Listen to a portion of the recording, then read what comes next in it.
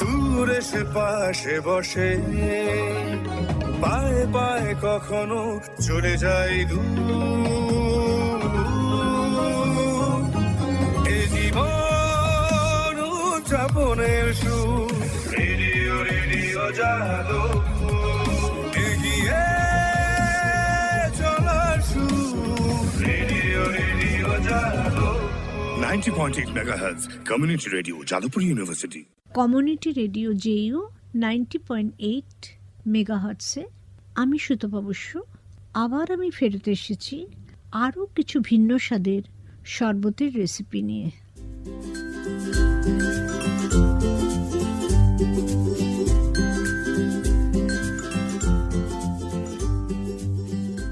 আপনাদের আজকে শেখাবো তেঁতুলের শরবত, দক্ষিণ ভারতীয় শরবত, তারপরে দই, পুদিনা পাতা, ধনে পাতা, কাঁচা লঙ্কা দিয়ে একটা ভীষণ সুন্দর শরবত, তারপরে আছে লিচুর শরবত, বেলের শরবত, এরপর হচ্ছে কোকোনাট শরবত মানে ডাবের শরবত।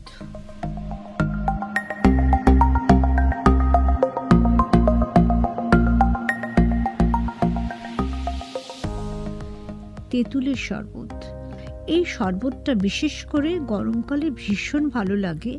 আমি এটা যখনই বানাই তখনই আমার দিদির কথা খুব মনে পড়ে। ও আজ আর আমাদের মধ্যে নেই, ও স্কুলে চাকরি করত এবং যেদিন ওদের টিচার্সদের হেভি খাওয়া দাওয়া থাকতো সেদিন দিদির বন্ধু ভারতীদি বলে একজন ছিলেন টিচার, উনি এটা বানাতেন এবং দিদির থেকে নেওয়া এই রেসিপিটা আমি শিখেছি। তো এটা আমার কাছে আরও স্মরণীয় এই কারণে, যেহেতু এটা আমার দিদির থেকে নেওয়া। আচ্ছা, এই শরবতটার জন্য আমাদের কি কি লাগছে? প্রথমে লাগছে পাকা তেঁতুল। পাকা তেঁতুল মোটামুটি আমি 2 থেকে 3টে নিয়ে নিয়েছি। বিট নুন 1/2 চা চামচ, গন্ধরাজ লেবুর রস 1টা, ভাজা জিরের গুঁড়ো 1/2 চা চামচ, কাঁচা লঙ্কা কুচি 2টো, বরফ কুচি আন্দাজ মতো। এবারে তেঁতুল থেকে কাঁধ বার করে নিতে হবে। এই তেঁতুলের জলটা কিন্তু ভীষণ পাতলা হবে। এই জলের মধ্যে বিট নুন, গন্ধরাজ লেবুর রস, গন্ধরাজ লেবুর গাটাকে একটু কুড়িয়ে নিয়ে যেটা পাওয়া যায়, যেটাকে আমরা জেস্ট বলি, সেইটা, ভাজা জিরের গুঁড়ো, কাঁচা লঙ্কা কুচি মেশাতে হবে। এবারে গ্লাসে শরবতটা ঢেলে ওপরে পুদিনা পাতা কুচি, বরফ কুচি, জলজিরা গুঁড়ো দিয়ে গ্লাসের মধ্যে ঢেলে দিতে হবে। আরেকটা কথা আমি বলবো, সেটা হচ্ছে যে গ্লাসের মুখটাতে যদি একটু তেঁতুলের রস লাগিয়ে ভালো করে ছড়িয়ে দিয়ে তারপরে যদি একটু মানে গ্লাসের যে গোল জায়গাটা থাকে সেখানে যদি একটু রোস্টেড জিরা গুঁড়ো লাগিয়ে দেওয়া যায়, দেখতে কিন্তু সুন্দর লাগবে আর একটা আকর্ষণীয় হবে শরবতটা।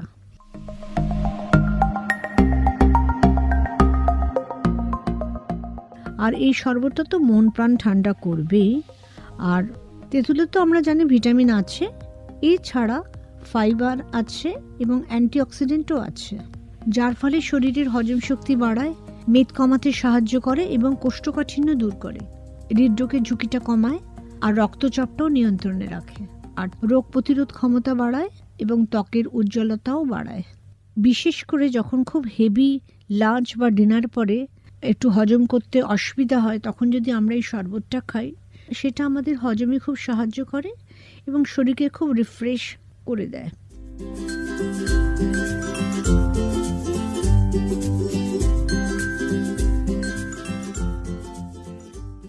আচ্ছা, এবারে আমি লিচি ড্রিঙ্ক বলছি, মানে লিচুর শরবত। এটা বানাতে আমি 10টা মতো লিচু নিয়েছি, সুগার 2 টিস্পুন। এটাও ডিপেন্ড করছে লিচুটা কতটা মিষ্টি তার উপরে, তাহলে সেটা কমানো বা বাড়ানো যেতে পারে। Lemon 1/2 teaspoon, salt to taste মানে আন্দাজ মতো নুন দিতে হবে, পুদিনা পাতা কিছুটা।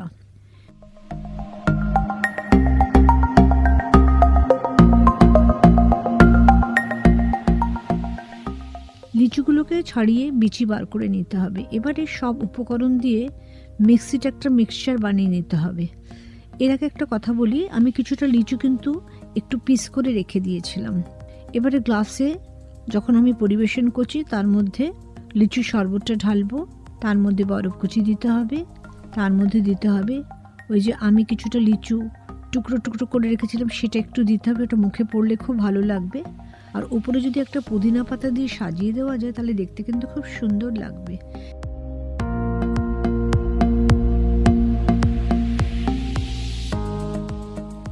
লিচু থেকে আমরা পাই ভিটামিন সি, শরীরের ইমিউনিটি বাড়ায়, স্কিন ভালো রাখে, হেলথ ভালো রাখে।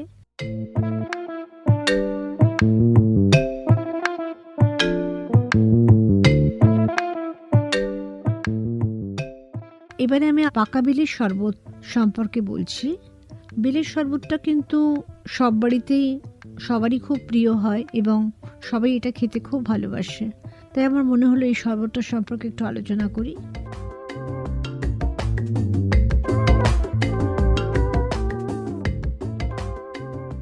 শরবত বানানোর জন্য আমাদের দই লাগবে 1 কাপ, বেল হচ্ছে 1টা, লেবু 1/2 টিস্পুন মানে পাতিলেবু, বিট নুন আন্দাজ মতো, চিনিও আন্দাজ মতো। কারণ বেলে কতটা মিষ্টি আছে আমরা দেখে নেব, সেই মতো আমরা চিনি মেশাবো। এবার কিভাবে বানাবো?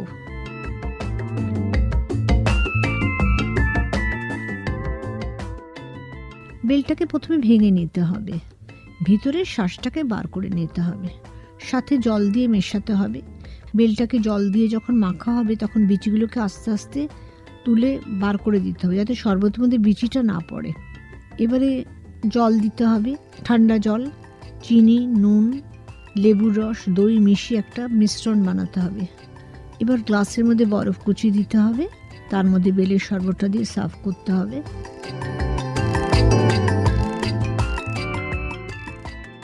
বেল কিন্তু হজমে খুব সাহায্য করে আর কোষ্ঠকাঠিন্য দূর করে। গরমের সময় পাকা বেলের শরবত এত শরীরকে সতেজ করে এবং শক্তি যোগায় যেন মনে হয় শরীরের সমস্ত ক্লান্তি চলে গেল।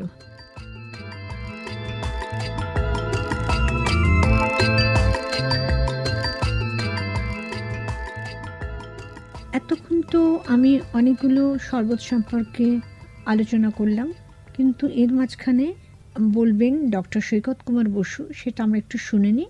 তারপরে আমি আবার আসছি আরও কয়েকটি শরবতের রেসিপি নিয়ে।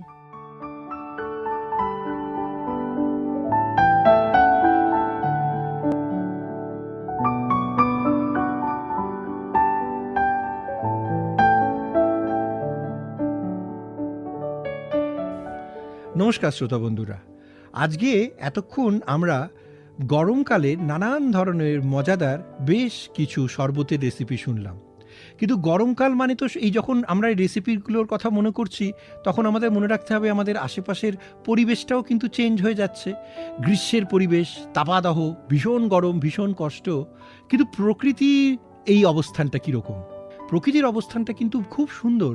মানে কথাটা শুনে কীরকম মনে হবে, কিন্তু জানলা দিয়ে বাইরে বেরোলে বা কখনো যদি ছাদ থেকে বা রাস্তা দিয়ে হেঁটে যাওয়ার সুযোগ থাকে, যদি একটু মনোযোগ দিয়ে তাকান তাহলে কিন্তু দেখতে পাবেন আপনার আশেপাশের পরিবেশগুলো কিন্তু অনেকটা পরিবর্তিত হয়ে গেছে। কিভাবে পরিবর্তিত? আপনারা তো বলবেন ওরে বাবা গরমে তো আমরা মরে যাচ্ছি, কিন্তু এই মরে যাওয়ার মাঝখানেও প্রকৃতির কিন্তু একটা নয়নবিরাম দৃশ্য হয়েছে। কি দেখতে পাবেন? দেখতে পাবেন গাছে গাছে লাল ফুলে ভর্তি হয়ে গেছে, কোথাও হলুদ ফুলে ভর্তি হয়ে গেছে, কোথাও নীল বা পার্পল ফুল দেখতে পাচ্ছেন। কি না, রাধাচূড়া, কৃষ্ণচূড়ার ফুল এসে গেছে, অমলতাস বা বাদরলাঠি যাদের বলি, চ্যালামিন্ডা গাছের ফুল এসে গেছে। কিছুদিন আগেও আমাদের যখন এই বসন্তকালের প্রভাবটা ছিল তখন আমরা কিন্তু লাল ফুলের সমারোহ দেখতে পেতাম না? দেখতে পেতাম মাদার, পারিজাত, আমাদের শিমুল, তারপরে পলাশ ফুলের লাল রঙের ছড়াছড়ি। সেই লাল গ্রীষ্মকালে এসে একটু পরিবর্তিত হয়ে গেছে। সেই লালের স্পর্শটা আবার পরিবর্তন করে দিয়েছে কৃষ্ণচূড়া, রাধাচূড়া সহ আরও নানান গাছ। এখন আবার দেখবেন হলুদের সমারোহ, অমলতাস বা বাদরলাঠি, আলামিন্ডা, কপার ব্রোঞ্জ রড, প্রচুর গাছ যেগুলো আপনারা রাস্তার দুধারে দেখতে পাবেন। জারুল, যার হচ্ছে গিয়ে পার্পল কালারের ফুল, ফুরুষ, চতুর জায়গায় বিভিন্ন রঙের ছড়াছড়ি। এছাড়াও আমাদের মুসন্ডা ছাড়া অন্যান্য সমস্ত গাছের ফুল এসে যাওয়ার ফলে কিন্তু আপনারা দেখতে পাবেন যে এই সময় আমাদের আশেপাশে প্রকৃতির তাবাদাহ রয়েছে ঠিকই, কিন্তু একই সাথে কিন্তু প্রকৃতি রঙিন হয়ে উঠেছে। এবং এই রঙিন হয়ে ওঠার পাশাপাশি আপনি দেখবেন গাছগাছালিতে ভরে গেছে, যখন প্রচুর পাখি গরমকালে চলে এসছে, তাদের মিষ্টি কণ্ঠস্বর আপনারা নিঃশব্দ দুপুরে যখন বসে রয়েছেন, ঘুঘুর ডাক থেকে শুরু করে বউ কথা খাও বসে থাকলে আপনারা শুনতে পাবেন। তাহলে আমাদের পরিবেশটা ঋতু অনুযায়ী ধীরে ধীরে পরিবর্তন হতে থাকে এবং এই বর্ষাকাল আসার আগে পর্যন্ত এই সুন্দর সদৃশ্যটা দেখতে পাবেন, এবং যেই বর্ষাকাল এসে যাবে আবার নতুন ধরনের অন্য গাছগুলোর মধ্যে ফুল এসে যাবে। তাহলে এই যাতায়াতের পথে আমরা তারই দেখতে পাচ্ছি যে প্রকৃতি তাপমাত্রা বাড়ছে, কিন্তু এই তাপটা তাদের প্রয়োজন, তাদের এই নতুন করে ফুল সৃষ্টি করার জন্যে, নতুন করে ফুল থেকে ফল তৈরি হওয়ার জন্যে। এবং আমাদের এখন তো আম, লিচু, কাঁঠাল, গ্রাম বাংলায় বলুন বা শহরেই বলুন, বাজারে ঘুরতে গেলেই আপনি রঙিন ফলের সমারোহে আনারস থেকে শুরু করে কি না দেখতে পাচ্ছি। তাহলে রং আমাদের যেরকম বসন্ত চলে গেছে বলে রঙের কিন্তু শেষ নেই, রং নানানভাবে প্রাকৃতিকভাবে আমাদের আশেপাশে কিন্তু ছড়িয়ে রয়েছে। দেখতে গেলে আমরা চিন্তা করলে দেখব যে গরমকাল শুধুমাত্র গরম বয়ে আনছে না, আপনাদের এই যে সুস্বাদু শরবতগুলোর কথা বললাম তার পাশেও কিন্তু চোখ ভরে যায়, প্রাণ ভরে যায় এমন সুমিষ্ট সুমধুর ফল আর ফুরন্ত রঙিন ফুল আপনাদের সামনে ছড়িয়ে পড়ে রয়েছে, যেটা কিনা আমাদের গ্রীষ্মের একটা অদ্ভুত সৌন্দর্য। তাকে দেখে নিতে হবে, তাকে শিখে নিতে হবে, তাকে চিনে নিতে হবে।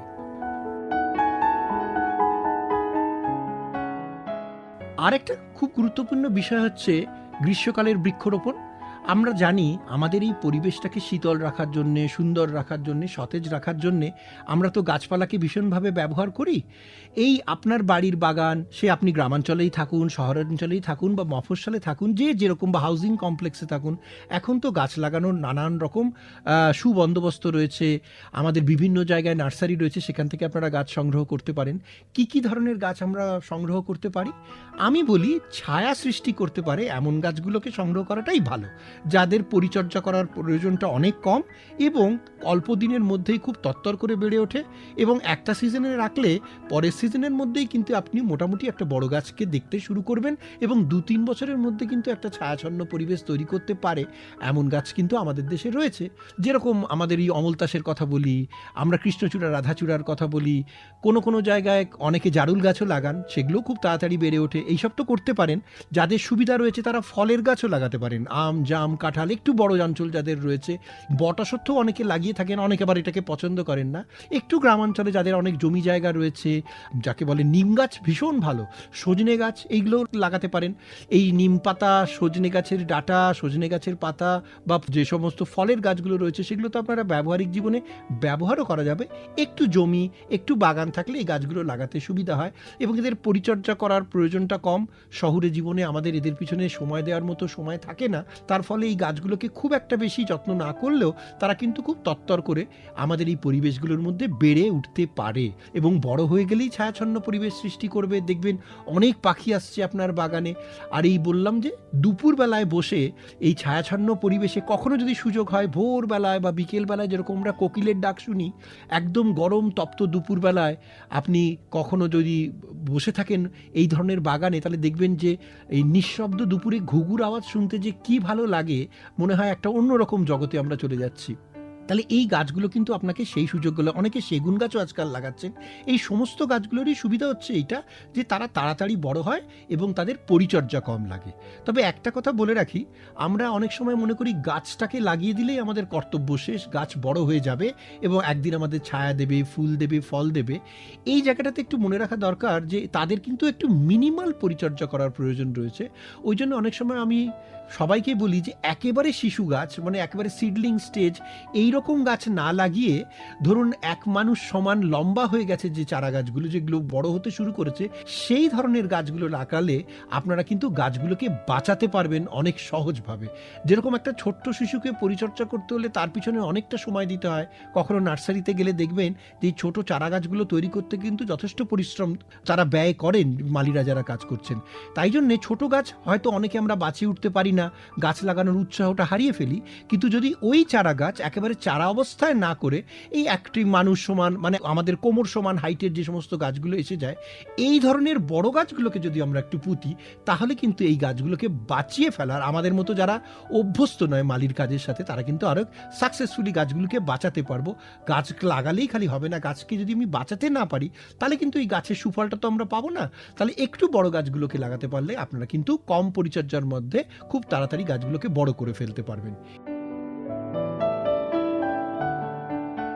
আজকাল অনেকেই প্রশ্ন করেন যে কাঠের জন্য যে সমস্ত গাছগুলো বিখ্যাত, অর্থাৎ শাল, সেগুন, তারপর হচ্ছে গিয়ে মেহগনি, এই সমস্ত গাছ আমরা লাগাতে পারি কিনা। এর চারাগুলোকে কিনতে পাওয়া যায়, বিভিন্ন নার্সারি রয়েছে যারা কমার্শিয়ালি বিক্রি করেন, তাদের থেকে আপনি চারাগুলো জোগাড় করতে পারেন। তবে অনেক সময় দেখতে পাওয়া গেছে বা যায় এই গাছগুলো তো টিম্বার ইল্ডিং, এবং এই গাছের মানে গুড়ি বা ট্রাঙ্কের একটা আলাদা কমার্শিয়াল দাম রয়েছে। তার ফলে অনেক সময় হয়েছে যে অনেক সময় এই গাছ তস্করি বলে একটা ব্যাপার রয়েছে, অর্থাৎ কেউ এইরকম দামি কাঠের গাছ বড় করে ফেলেছেন বা আঝাআঝি বড় হয়েছে, কেউ হয়তো তার ডাল বা একটা বড় শাখা কাণ্ড কেটে নিয়ে গিয়ে বাজারে বিক্রি করে দিচ্ছেন।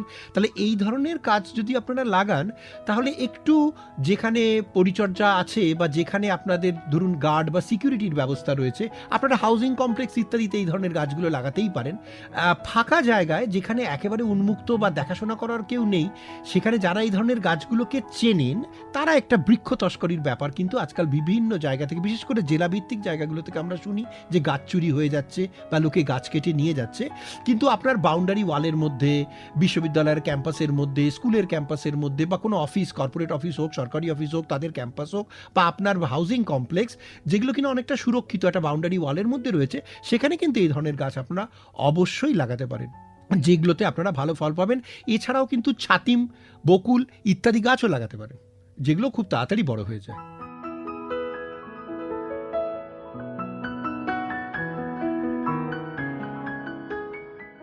গ্রীষ্মকালে আরেকটাও জিনিস আপনারা করতে পারেন, যাদের ছোট বাগান রয়েছে, বিশেষ করে এটা আমি শহরাঞ্চলের মানুষদের কথা বলছি। এইটা আপনারা আপনাদের বাড়ির পিছনে যদি জায়গা থাকে বা বাড়ির সামনে কোনো জায়গা থাকে, এছাড়াও আপনার মানে বারান্দা রয়েছে অথবা ছাদ বাগান করার সুযোগ রয়েছে, এই সমস্ত জায়গাগুলোয় আপনারা কিছু ভেষজ উদ্ভিদ ইত্যাদির কাজগুলো করতে পারেন।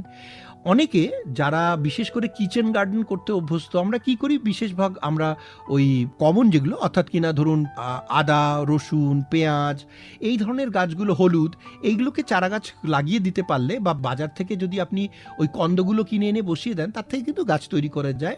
অনেকেই খুব আনন্দ পান এগুলোতে, অনেকে উচ্ছের বীজ দেন, করলা উচ্ছে করার জন্য, লাউ ইত্যাদি বাড়ির মধ্যে। আমাদের ছোট ছোট বাগানগুলো কি গ্রামাঞ্চল কি শহরাঞ্চলে আপনারা করতে পারেন। এগুলো করার জন্য খুব কঠিন কাজ কিছু নয়। আপনার আজকাল সার্টিফাইড বীজ যাদের থেকে পাওয়া যায়, অর্থাৎ অনেক সময় আমরা যে তরি তরকারিগুলো কিনে আনছি, তার থেকেও বীজ দিয়ে আপনি এই ছোট ছোট বাগানগুলো বানাতে পারেন। আবার সার্টিফাইড বীজ বিক্রি করেন, সবজির বীজ ইত্যাদি বা ফুলের বীজ, এরকম প্রচুর শিয়ালদাতে বলুন, কলেজ স্ট্রিটগুলোতে বলুন, শ্যামবাজারে বলুন, বা অন্যান্য জায়গায় দক্ষিণ কলকাতায় পাটুলি অঞ্চলগুলোতেও, আমাদের যাদবপুর, এই সমস্ত জায়গাতে এই ধরনের সার্টিফাইড বীজ কিনতে পাওয়া যায়, যার গুণগত মান ভালো। এবং দেখবেন যে কেউ লাউ কুমড়ো করতে চাইছেন, টমেটো চারা করতে চাইছেন, লঙ্কা গাছ করতে চাইছেন, তারা এই ধরনের গাছগুলো করতে পারেন। আমার একটু সাজেশন হচ্ছে যে এই বাগানটাকে আপনি আরেকটু বাড়িয়ে তুলতে পারেন, যদি আপনার একটু জায়গা থাকে। আপনারা কিন্তু একটু ভেষজ উদ্ভিদ বাগান তৈরি করতে পারেন। এই যে অ্যালোভেরা, তার চারা বসিয়ে দিলেই মানে একবার বসালে তার থেকে কিন্তু গোছা গোছা গাছ তৈরি হয়। স্নেক প্লান্ট ড্রেসেই না, একবার বসিয়ে দিলে তার থেকে প্রচুর গাছ আপনি কাটিং করে করে, বা তার থেকে আপনার ছোট ছোট যে শিশু গাছগুলো তৈরি হচ্ছে সাইডে, মাটিতে বসিয়ে দিলে আপনার সংখ্যা বাড়তে পারে। আপনি নিজের বাগান সমৃদ্ধ করতে পারেন, বন্ধু বান্ধবদের দিতে পারেন। গাছের মতো এত ভালো উপহার তো হয় না, এই কাজগুলো করা যায়। এছাড়াও ধরুন আপনাদের পুদিনা, ধনেপাতা, জিরে, এইগুলো কিন্তু আপনারা এই ছোট ছোট বাগানগুলোর মধ্যে করতে পারেন। অনেক সময় ছাদে যে সমস্যাটা হয়, যেহেতু ডাইরেক্ট সানলাইট পাচ্ছে বা রোদটা অনেক বেশি হয়ে যায়, আপনারা কিন্তু টার্পোলিন বা ত্রিপল বা এরকম কোনো কিছু দিয়ে একটা আচ্ছাদন তৈরি করে নিতে পারেন। তাহলে কী হবে, রোদের আপনার ইন্টেন্সিটিটা একটু কমানো যেতে পারে। তাহলে এই ধরনের সফট গাছ বা হার্বাল মেডিসিনাল প্লান্টস যেগুলো রয়েছে, সেগুলো সহজে গজাতে পারবেন। দেখবেন থানকুনি, ধনে, তারপর হচ্ছে জিরে, পুদিনা, এই সমস্ত গাছের ছোট ছোট অংশ স্টেম বসিয়ে দিয়ে বা বীজ বসিয়ে দিলেই কিন্তু আপনারা গাছ তৈরি করে ফেলতে পারবেন। এবং তার জন্যে বিরাট আপনাদের মানে যাকে বলে বৃক্ষ চর্চা সম্পর্কে জ্ঞান বা হর্টিকালচারাল নলেজ থাকতে লাগবে না। কিছুদিন ধরে ঘাটাঘাটি করলে এইগুলো হবে। বাড়িতে যে যখন স্যালাড তৈরি করছেন, আপনার নিজের বাগান থেকে তুলে আনা পেঁয়াজ বা নিজের বাগান থেকে তুলে আনা পুদিনা পাতা দিয়ে শরবত তৈরি করে খেতে, এর আনন্দ কিন্তু ভীষণ আলাদা। তাছাড়াও এই সমস্ত গাছগুলো যখন একটু বড় হতে শুরু করে, তাতে যে ফুল আসে, আপনারা অবাক হয়ে দেখবেন যে এই ধরনের ফুলগুলো কিন্তু মৌমাছি, প্রজাপতি এরা ভীষণ পছন্দ করে। তাহলে আপনারা কিন্তু একটা মৌমাছি, প্রজাপতি, পরাগ সংযোজনকারী, এই সমস্ত বা পলিনেটর ইনসেক্টস যেগুলো হয়, তাদেরকে ভীষণভাবে এই ধরনের ফুলগুলোকে অ্যাট্রাক্ট করে। তাহলে কিন্তু আপনারা পরিবেশ সংরক্ষণেরও একটা কাজ করছেন আপনার ছোট্ট বাগানের মাধ্যমে। যখন আপনারা দেখবেন মৌমাছি, প্রজাপতি তারা উড়ে উড়ে এসে আপনাদের এই বাগানে যখন ফুল ফুটছে, অর্থাৎ আপনারা যদি মৌরি গাছ লাগান, মৌরি ফুল যখন ফুটে উঠবে, বা যখন কালোজিরেতে আপনার ফুল আসবে, অথবা শীষ গাছে যদি লাগান, তাদের ফুলগুলো থেকে দেখবেন ভীষণভাবে এই ধরনের পলিনেটর ইনসেক্টকে তারা অ্যাট্রাক্ট করছে। তাহলে আপনি একটা পরিবেশ সচেতনতা এবং পরিবেশ সংরক্ষণেরও কাজ করছেন, একই সাথে ভেষজ উদ্ভিদ চাষ করছেন। নয়নতারার কথা বলি, অনেকের বাগানে দেখবেন যে এই বর্ষাকালের আগে থেকেই গরমকালেই নয়নতারার চারা এমনিই হতে থাকে। আমাদের আশেপাশে গ্রামের দিকে বলতে গেলে, শহরের দিকেও দেখবেন ড্রেন থেকে শুরু করে রাস্তা চলার পথে কত জায়গায় নয়নতারা হয়ে রয়েছে। এই নয়নতারার চারাও আপনারা লাগিয়ে দিতে পারেন, বীজ বসিয়ে দিতে পারেন। তার থেকে নানান সুন্দর গোলাপি, সাদা, পার্পল, মভ নানান কালারের নয়নতারা পাবেন, এবং তার পাতাও তো ভেষজ। তাহলে ভেষজ উদ্ভিদ এবং আপনাদের কিচেন গার্ডেন নিয়ে একটা পরিবেশ সংরক্ষণ, আবার বাড়িতে খাদ্য সংমিশ্রণ করার জন্য একটা জায়গা আপনাদের তৈরি হয়ে যাচ্ছে। এর ফলে আমাদের হচ্ছে কি, দেখবেন আপনাদের বাড়িতে এই যে ছাদ বাগানেই বলুন বা আপনার বাড়ির সামনের বাগানটাতেই বলুন, কিচেন গার্ডেন, লন বলুন, বা আপনার বারান্দাতে যে ছোট্ট বাগানটি আপনি করেছেন, আপনি কিন্তু একটা স্নিগ্ধতার ছায়া পাবেন। কখনো চেয়ার নিয়ে বসে হয়তো সংবাদপত্র পড়ছেন, বা আপনার মোবাইল ফোনের দিকে তাকাচ্ছেন, বা রেডিও শুনছেন, বা হয়তো কাউকে ফোনও করছেন, যে এটার একটা আলাদা, এই যে বসে রয়েছেন দেখছেন যে ভ্রমর গুনগুন করে আপনার আশেপাশে উড়ে বেড়াচ্ছে, প্রজাপতি আপনার সামনে বসে চলে গেল। দেখবেন সকালে যদি আপনার মনটা খারাপ হয়ে থাকে, এই বাগানে বসে যখন আপনি চা খাচ্ছেন সকালে বা সন্ধ্যে, আপনার মনটা কিন্তু ভালো লাগবে। টমেটো গাছের পাতার গন্ধ বা নয়নতারার ফুল যখন চোখের সামনে জল জল করে দেখবেন, তখন দেখবেন যে আপনার মনের মধ্যে একটা অন্য ধরনের স্নিগ্ধতা, আর গরমের যে এই কঠিন তাপদাহ, সেটা যেন কিছুক্ষণের জন্য ভুলে যাবেন। গাছ আমাদের বন্ধু, গ্রীষ্মকালে বিশেষ করে গাছকে আরও বেশি করে নিজের বন্ধু বানিয়ে নেওয়ার দরকার।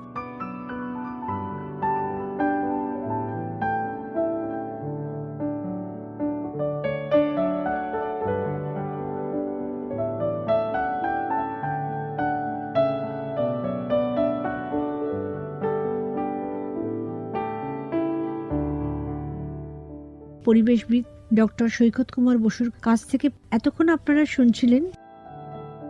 আমি সুতপা বসু, আবার আমি ফেরত এসেছি আরও কিছু ভিন্ন স্বাদের শরবতের রেসিপি নিয়ে।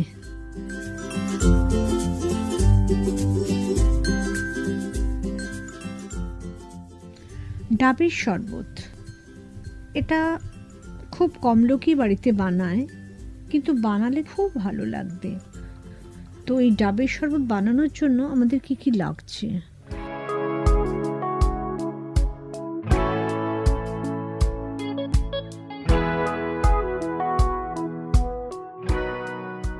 প্রথমে তো একটা ডাব লাগছে, কচি ডাব, যাতে শাঁসও থাকবে, জলও থাকবে। লেবু লাগছে হাফ টিস্পুন, মানে পাতি লেবু। আর ডাবের জলটাকে বার করে নিতে হবে। সেই জলটাকে একটু ফ্রিজে রেখে দিলে তাহলে আমরা একটু ঠান্ডা জল পাবো। সেটা অন্তত মিনিমাম যেন হাফ কাপ হয়। একটু বিট নুন আমি ধরে নিচ্ছি হাফ টিস্পুন। সুগার আন্দাজ মতো। কেন বলছো আন্দাজ মতো? কারণ জলটা যদি খুব মিষ্টি হয়, ডাবের জলটা, তাহলে অতটা সুগার লাগবে না। আর যদি মিষ্টি কম হয় তাহলে আমাদের একটু সুগার দিতেই হচ্ছে। আর একটু এর সাথে খুব ভালো যাবে হচ্ছে এলাচের গুঁড়ো, আর অবশ্যই বরফের কুচি। প্রথমে ডাবকে কেটে জলটাকে বার করে নিতে হবে, রেখে ওটা ফ্রিজে রাখতে হবে। আর শাঁসগুলো ভালো করে তুলে নিয়ে কিছুটা শাঁস কুচি করে রাখতে হবে, কিছুটা শাঁস হচ্ছে মিক্সিতে দিতে হবে। কারণ ওর একটা রস আমরা পাবো, জুস পাবো আমরা যাকে বলে ডাবের থেকে। সাথে ডাবের জলটা দিতে হবে। বাকি উপকরণগুলো মিশিয়ে ব্লেন্ড করে নিতে হবে। বাকি উপকরণ বলতে বিট লবণ আছে, সুগার আছে, আর কি আছে, লেবু রস আছে, আর আছে হচ্ছে একটু বরফের কুচি। পরিবেশনের সময় গ্লাসে বরফ কুচি অ্যান্ড ওই কুচি করা শাঁসটা যেটা আমি আলাদা করে রেখেছিলাম সেটা দিয়ে পরিবেশন করতে হবে। এটা খুব সুস্বাদু লাগবে, ভীষণ ফ্রেশ লাগবে এবং মন প্রাণটাকে সতেজ করে দেবে।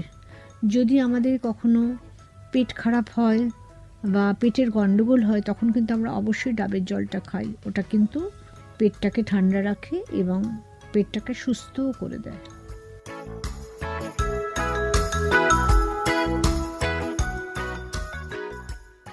এবারে আমি একটা নতুন ধরনের শরবত বলবো, যেটা সাধারণত আমাদের বাঙালি বাড়িতে তো হয়ই না, খেলে কিন্তু ভীষণ ভালো লাগবে।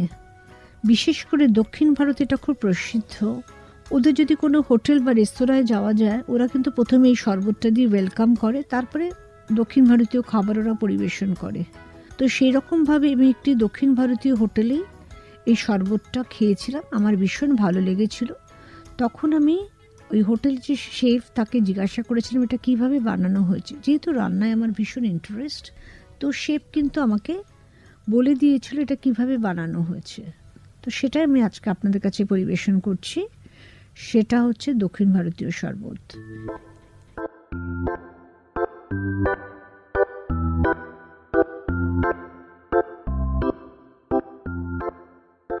এর জন্য লাগছে হচ্ছে টক দই 1 কাপ, জল 1 কাপ, ঠান্ডা জল কিন্তু, কারি পাতা কয়েকটা, কালো সর্ষে 1/2 টিস্পুন, শুকনো লঙ্কা 2টো, চাট মশলা 1/2 চামচ, বরফের টুকরো।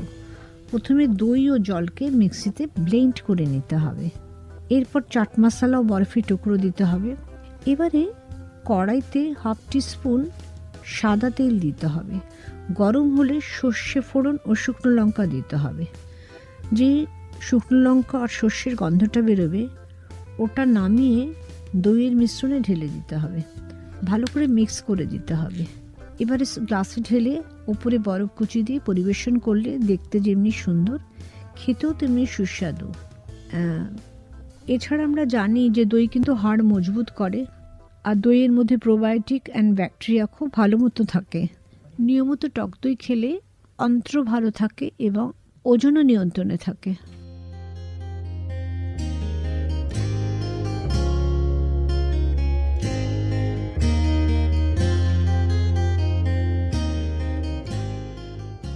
আজকের রসবাসী অনুষ্ঠানে এটা আমার শরবতের শেষ রেসিপি, এবং এটা কিন্তু মানে খুবই গরমের জন্য ভীষণ উপাদেয় এবং ভীষণ শরীর মন প্রাণকে সতেজ করে। আপনারা অবশ্যই বানালে আপনারা দেখবেন কত ভালো লাগছে।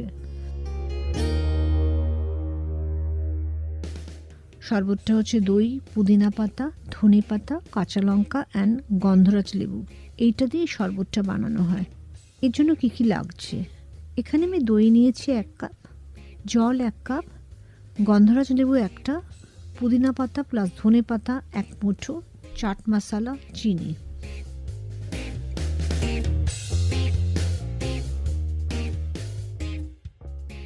মিক্সিতে দই, পুদিনা পাতা, ধনে পাতা, কাঁচা লঙ্কা সবগুলোকে ভালো করে ফেটিয়ে নিতে হবে, মানে বিট করতে হবে।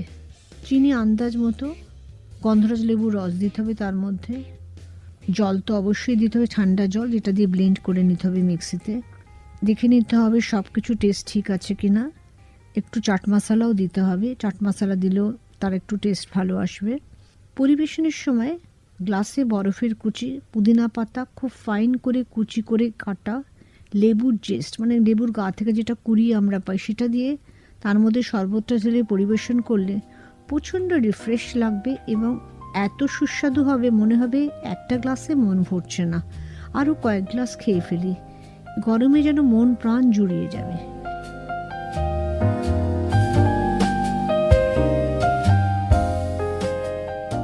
কমিউনিটি রেডিও JU 90.8 মেগাহার্টসে আমি এতক্ষণ সুতপা বসু আপনাদের কিছু শরবতের রেসিপি শিখিয়েছি। সেগুলো হলো তেঁতুলের শরবত, দক্ষিণ ভারতীয় শরবত, তারপরে আছে লিচুর শরবত, বেলের শরবত, এরপর হচ্ছে কোকোনাট শরবত মানে ডাবের শরবত, দই, পুদিনা পাতা, ধনে পাতা, কাঁচা লঙ্কা দিয়ে একটা ভীষণ সুন্দর শরবত। কেমন লাগলো সেটা আপনারা জানাবেন, তাহলে কি হবে আমিও একটু উৎসাহিত হব। পরবর্তী পর্যায়ে আমি তাহলে আরও কিছু শরবতের রেসিপি নিয়ে আসব এবং সেগুলো আপনাদেরকে উপহার দেব আমি।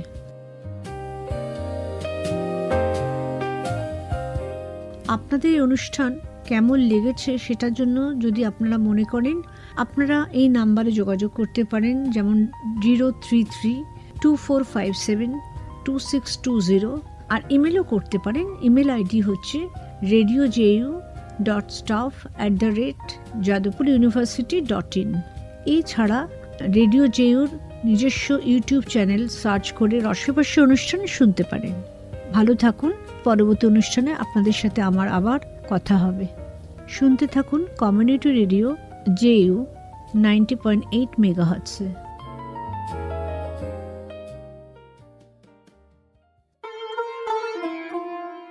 মুক্ত চিন্তার পথে ভিন্ন মননের খোঁজ। Community radio Jadavpur. আপনারা শুনছেন কমিউনিটি রেডিও যাদবপুর 90.8 মেগাহার্টজ। এই বেতার সম্প্রচারটি যাদবপুর বিশ্ববিদ্যালয়ের technical education quality improvement programme TEQIP-র অংশ।